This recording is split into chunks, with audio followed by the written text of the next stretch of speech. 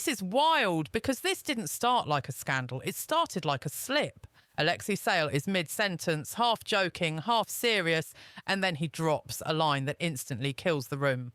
No punchline, no laugh. Just this awkward pause where you can feel something wasn't meant to be said out loud, and that's the moment people rewind.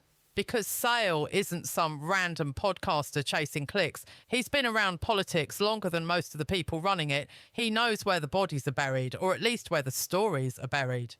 So when he hints that Keir Starmer has an unspoken past, people don't laugh it off. They lean forward.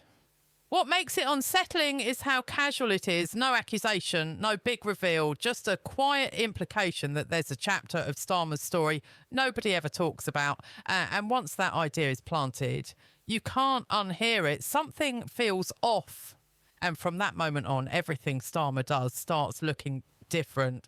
And here's why Starmer didn't ignore it. Over the last period, Alexei Sayle has been causing real headaches for him. Not just jokes, not just commentary, actual problems. He's been calling out Labour's internal contradictions, mocking the party's sudden shifts in values, questioning Starmer's sincerity, and dragging uncomfortable history back into the spotlight. Clips kept resurfacing, quotes kept spreading, each one creating more noise than the last. So Starmer went on the offensive, publicly dismissing Sayle, accusing him of being irresponsible, divisive and deliberately misleading, framing it all as bad faith comedy meant to stir outrage. The tone wasn't calm. It was sharp, defensive, almost irritated. Because Starmer knew something was off. He could feel that this wasn't just another critic taking swings, but what he couldn't have guessed was what Alexei was about to do next. And that's exactly when things start to get serious. Sayle doesn't just throw accusations or make wild claims. He does something more subtle and far more dangerous for Starmer's carefully managed image. He starts connecting the dots. Moments from Starmer's early career that never quite added up, decisions that were quietly questionable, associations that everyone seemed happy to gloss over.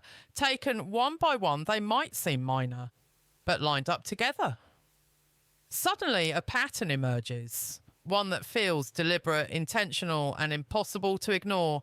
This isn't random noise anymore. This is Sayle building a case, piece by piece, for a truth Starmer has never publicly addressed. And as that pattern starts to take shape, you can almost feel the temperature rising behind the scenes. The dots Sayle is connecting aren't just drawing attention, they're putting real pressure on Starmer. He's no longer reacting politely. Now every move is defensive, every statement sharp. Starmer ramps up attacks on critics, labelling them bad faith actors, accusing the media of spreading misinformation, trying to control the narrative before it spins further out of reach. The tone hardens with each passing day. Behind closed doors, advisors scramble, talking in hushed tones about damage control. Publicly, Starmer is tense, clipped, almost rattled. The pressure shows in the way his responses grow more pointed, more urgent. It's clear. This isn't just comedy or commentary anymore. Sayle has managed to push a line that exposes cracks in the polished image Starmer has worked years to build, and Starmer can feel the heat. The room is tense, the stakes are rising, and you can sense something bigger is about to drop. And then the spotlight shifts to the media, and that's where things get even more interesting. Mainstream outlets either pretend it isn't happening or reduce Sayle's hints to just comedy, brushing it off like it's harmless fun. Headlines avoid the real story, TV panels joke about it, and social media debates get framed as overreactions. But that dodge only makes the tension thicker.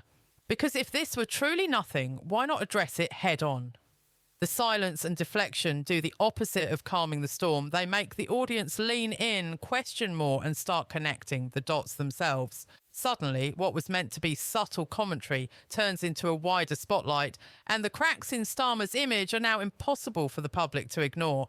And just when it seems like things might settle, the past starts creeping back in.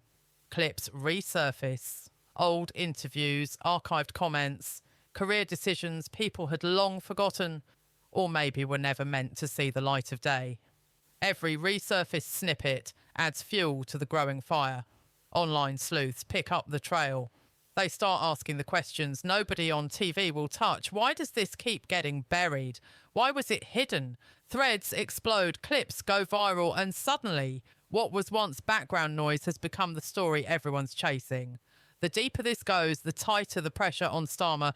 The past isn't just catching up, it's demanding attention, and the cracks in the polished image start showing in real time. And now Alexei takes it up a notch, quietly, deliberately, almost unnervingly calm. He doesn't shout, he doesn't sensationalise. He just leans in, voice measured, letting each word land with precision. And the message hits differently this time. Sayle hints that Starmer's past isn't controversial because it was illegal. It's controversial because it doesn't fit the image he's selling today. That's the real danger. Not a scandal that can be explained away, but a contradiction that undermines everything he's carefully built. The tension tightens. Every viewer watching starts to feel it. The gap between the polished public persona and the hidden history is widening, and Starmer can sense it too. The heat is real, and it's only about to get hotter. And then comes the real bomb, what Sayle has been building toward all along. It's not about what Starmer did. That's minor compared to what he's never talked about. The unspoken chapters, the decisions and associations carefully left out of every narrative are what now matter most. Because with power, influence and credibility on the line, that silence speaks louder than any statement he's ever made.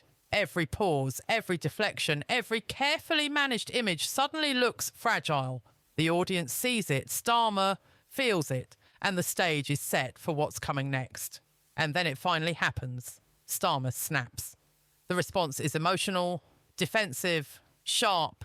Every word feels like it's trying to claw back control. But instead of calming the storm, it pours fuel on the fire. Clips of the outburst spread instantly, dissected and replayed by commentators and viewers alike. Because here's the thing, people notice when a leader reacts like they've been cornered.